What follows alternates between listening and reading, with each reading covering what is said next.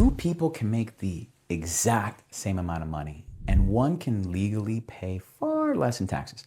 It comes down to this: how was the income earned? The difference is not how much they earn, it's whether their income comes from a paycheck, a business, or an investment.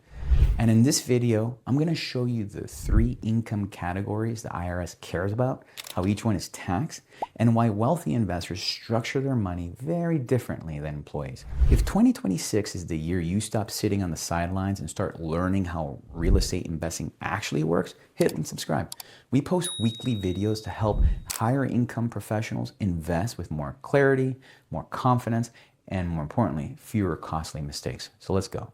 First, let me be clear about who this is for. This is for you if you're a busy professional, an engineer, a physician, an attorney, a business owner who owns and earns a very strong active income but feels like the tax bill keeps growing faster than the bank account. You're doing everything right on the earning side, but nobody ever sat you down and explained the fundamental structure of how different types of income are actually taxed. That ends today. The IRS doesn't just care how much you make. It cares deeply about what kind of income it is. And depending on which category your income falls into, you could be paying anywhere from 0 to 37% federal taxes on the exact same dollar amount. So let me discuss 2 myths right up front. Myth number 1, all income is taxed the same way. It is certainly not, and not even close. The IRS has completely separate rules, separate rate schedules, and separate loss offsetting rules for each category income. Treating them as interchangeable is one of the most expensive mistakes a high-income professional can actually make.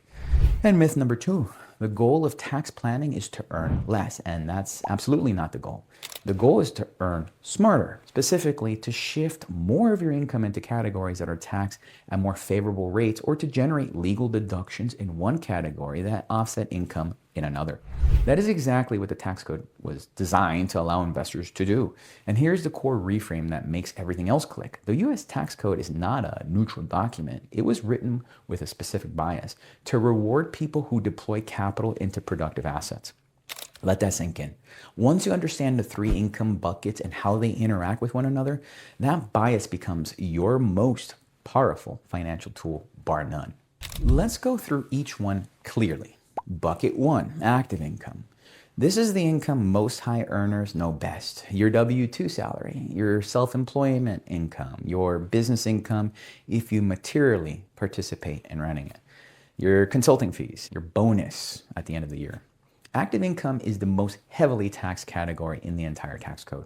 In 2026, according to irs.gov, the federal tax brackets on ordinary income top out at 37% for individuals earning more than $640,000 and married couples above $768,000. Add the 0.9% Medicare surcharge on earnings above $200,000. Add state income tax, which in California runs up to 13.3% and in New York 10.9%. A high-income professional in a high-tax state can face a huge combined marginal tax bill that exceeds even 50%. And here's the most important characteristic of active income: it requires your time.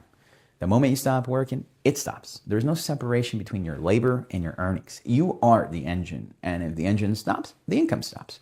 Bucket 2, portfolio income. This includes dividends from stocks, interest from bonds, savings accounts, and the capital gains from selling investments like stocks, mutual funds, or ETFs. Portfolio income is taxed more favorably than active income, but these rules depend on the type.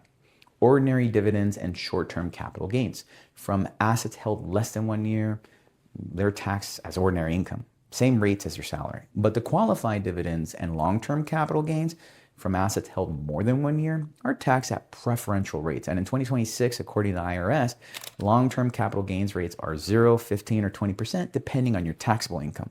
For a married couple with $500,000 in taxable income, long-term gains are taxed at just 15%. That same dollar as a W-2 wage would be taxed at 35 or more than double. Portfolio income does not require active time, but it has one significant limitation for real estate investors. Losses from passive activities cannot offset portfolio income. That distinction matters enormously. And it brings us to the third bucket, bucket 3, passive income. This is the category that changes everything for real estate investors. And according to IRS Section 469, passive income comes from activities in which you do not materially participate in.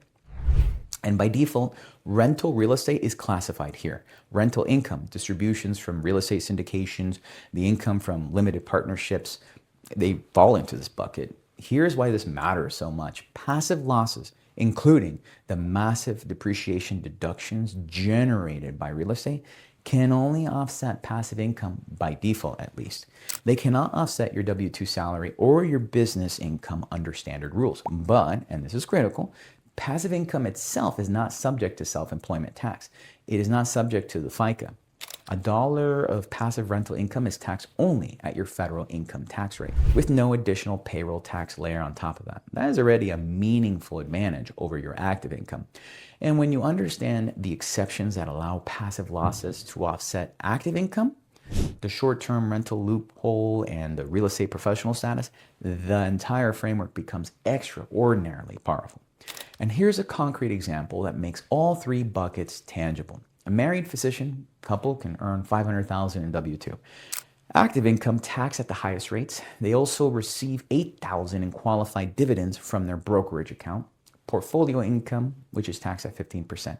And they own 2 rental properties that generate $24,000 in rental income. Passive income along with $55,000 in depreciation deductions that create a $31,000 net passive loss on paper at least. That $31,000 passive loss cannot offset their W-2 income by default, but it can offset any future passive income they generate. It carries forward if they don't use it, silently accumulating, and that's a huge concept until they either generate passive income to absorb it or sell the property and release it all at once.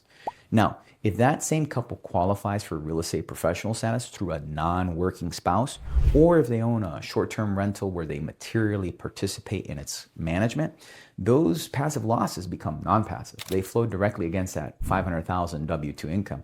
At the 35% marginal bracket, a $55,000 deduction saves them over $19,000 in federal taxes in a single year. And that is the 3-bucket framework working at full power.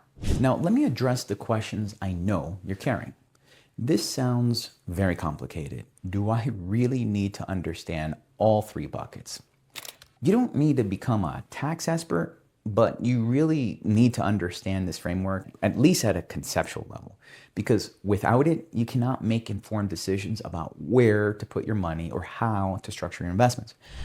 Every major tax strategy available to real estate investors, depreciation, bonus depreciation, the 1031 exchange, cost segregation, reps, only makes sense in the context of these 3 buckets. This is the foundation.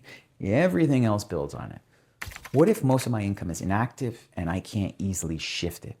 And you don't have to shift your active income. You keep earning it. But what you do is build investment activity alongside it that generates passive income and passive losses, and gradually shifting the tax profile of your overall financial picture.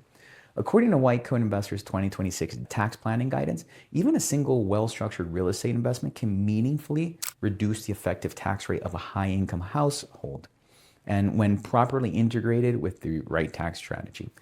You don't have to change how you earn, but you have to change the type of income that it is. Is passive income really better for a portfolio in building a long-term wealth?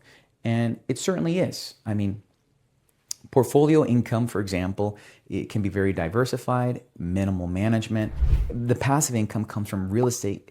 That carries depreciation deductions, appreciation, things that complement one another. They don't necessarily have to replace one another.